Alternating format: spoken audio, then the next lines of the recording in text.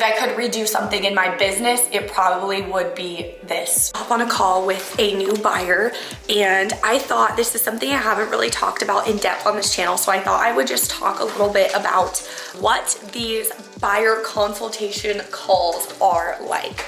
So first, I've been out all morning with my family and we had a busy morning, came home, put our daughter down for a nap, and that's usually when I try to schedule these consultation calls with new clients, and I'll talk a little bit about why I do them and the difference that they make. But first, I'm very hungry, so before I take the call, I'm going to make some lunch. I'm gonna have some salmon and an egg, which I haven't put in there yet. There's just butter. We have our eggs and our water is boiling for our tea so that we can have a little caffeinated beverage before this call to just have a little pick-me-up.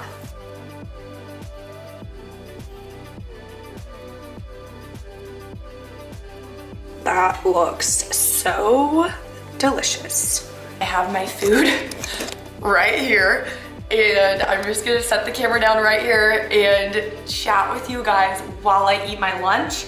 I hope this isn't a disgusting video, because sometimes when you watch people eat, it's just like really gross. But I don't have long before the call, so we're gonna just try to make this snappy. But I just wanted to sit down for a minute and talk. One of the questions that I get asked a lot on this channel since I've become a mom, and also since I've been more active on this channel and also on my Instagram, is it realistic to run your business while you have like young kids at home? Okay, I only have one kid, so I know I'm not an expert at this, and you might be listening to this and be like, well, that might work for you because your kid naps, and so you can arrange your day easily, or you only have one. So take this with a grain of salt. This is just what works for me. This is just my experience. And the answer is, it's actually very easy from my experience. It is not, yes, you have to be intentional, but it's not a struggle by any means. It's not difficult working. I'm not saying this from a perspective of someone with like a really chill, calm toddler. Like I have a crazy toddler. So one of the things that I feel very strongly about is, so there's the word work-life balance.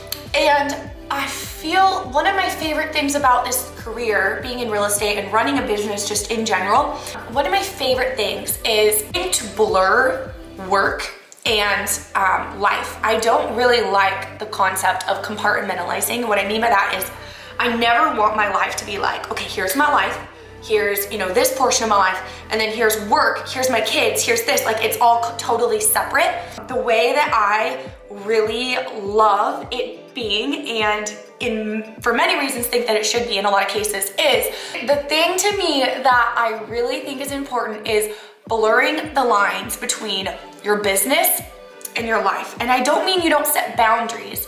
Obviously, if your clients are calling at 10 o'clock at night, unless it's like a real emergency, which it's probably not if you're in real estate, like you have boundaries. But what I mean is I don't feel like I need to be by myself, just to give a small example, while I'm, I don't know, sending postcards to clients, getting Christmas postcards ready to send to past clients. Like I want to include my child in those things. I want her to see the back end work and what it's really like running a business. And a lot of time, our day as my husband and I running a business together, a lot of times, like earlier today, our day looks like us all three as a family being in the car together. One of us, you know, the one that's not driving, is maybe answering emails or talking on the phone a little bit more, going from, you know, running just errands. Because a lot of the things in real estate that you do are not necessarily meeting with the client. Sometimes you're going and you're dropping something off, you're picking something up, you're delivering something. Like it's not all just meeting with a client, which we can talk about that too. But the point is, I think that it's actually good for, as a mom, I think it's really good for my kid, being able to see and be involved in the day-to-day of our business. I just think it's like so good for her and so invaluable. And it's not like, she actually enjoys it. She asks. She loves looking at houses with me. I can take her with me when we do like neighborhood tours. She loves looking at houses. Like for her, It's a lot more fun than just sitting at home all day. Like, she enjoys going out and getting to have those experiences. Like, there's a lot more things than you think that you can bring a kid with you. And I think it's, like I said, I think it's really good for them. Today we were all in the car. I bring, you know, I can bring, for my daughter's almost 3, so I can bring toys for her to play with in the car. I can bring like those, what are they called? Magnetic puzzles, crossword, like educational coloring books, like things that are good for her to do anyway if she's gonna be in the car for a little bit. And she really enjoys it. And so there's just so much freedom, and I really don't like the mindset of like, in order to run a successful real estate business, you have to be up at this time, like do this and this, and have like a schedule, and it has to be just you. Like, maybe it's just because I couldn't run my life that way right now. I just don't like that way of thinking. And so this is like real life. This is a real life example of a day in the life of a real estate agent that is actually running a successful business while doing it like as a family business, like all together all the time, which, like I said, I can go into why, but I just think in my mind, I think that is such a positive thing, and I think there's so many benefits to that. Spencer, my husband, is pretty much working with all of our sellers now, and I'm pretty much only working with relocation clients, or sometimes buyers that are local, but big majority of them are relocation. And so I'm not going out there on a ton of listing appointments, but if I did go on a listing appointment, I definitely wouldn't bring your kid with you on that, because you have to give a presentation. It's totally different. And then when I do have clients come into town or want to see homes in person, I don't generally bring my kid with me for that. But like I said, that's not a ton of the work that I'm doing. So I've really been able to build my business around what works for me in this season of life, and it's so amazing, and you can do it too. Today we were all together running errands as a family, and then came home.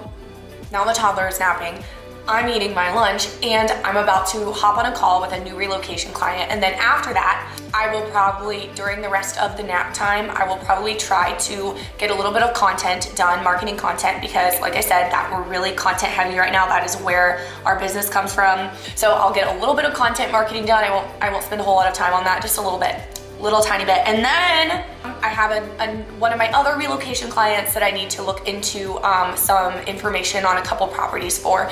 I could do all this technically if I needed to when she's awake. So yeah, this has just been like a nice little rant, but our business, the moral of the story is that's kind of like the new day in the life. Our business has changed a lot, the way we run our business. I'm very grateful for where we're at right now and the way we're able to structure our business and our life. And hopefully if you're in a situation where you feel like you're just like away all the time or you're working all the time, hopefully this can give you some ideas or inspiration to change that. Let me know what you think in the comments below. I've kind of been like off this channel for a while, but we are back. We're excited to be back. Our new posting schedule is 3 times a week, so you'll be seeing a lot of us.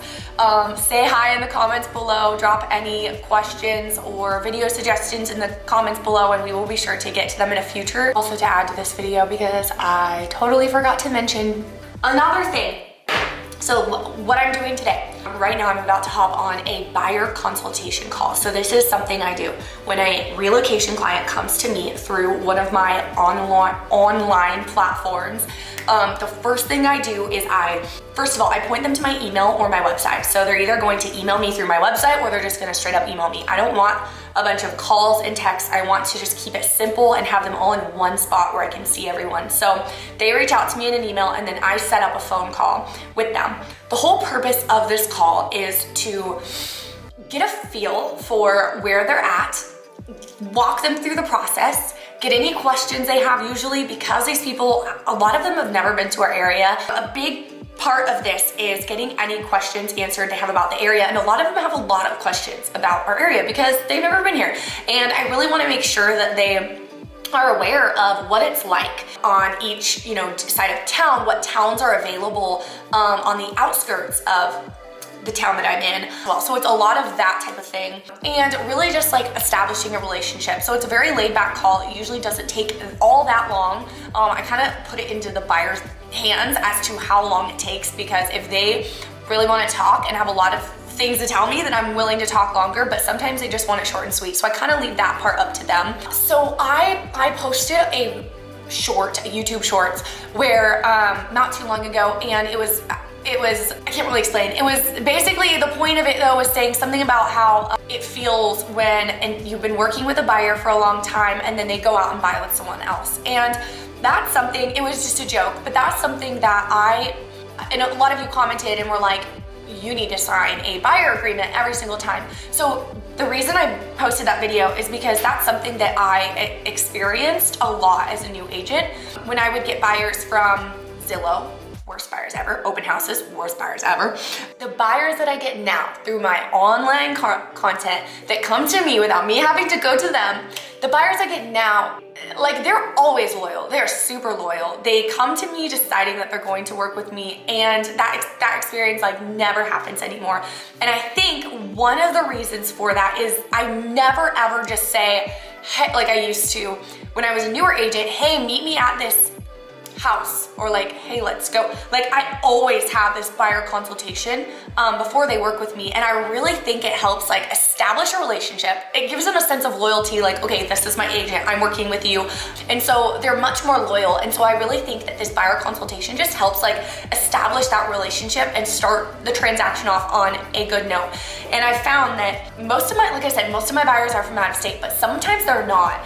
And even when I do have buyers though that are not from out of state, like that are local, I'm showing them homes in person, that kind of thing, I found that I didn't used to do this consultation. I do this with them now, even if they're not from out of state. And I found that it brings like an extra sense of loyalty, and also just things go a lot smoother. So I really love doing this. It doesn't take up a ton of time, but I think it's a really important step in the process that I wish I would have done when I was a new agent. Like, this is a very important step, and if I could redo something in my business, it probably would be this, like actually doing this step.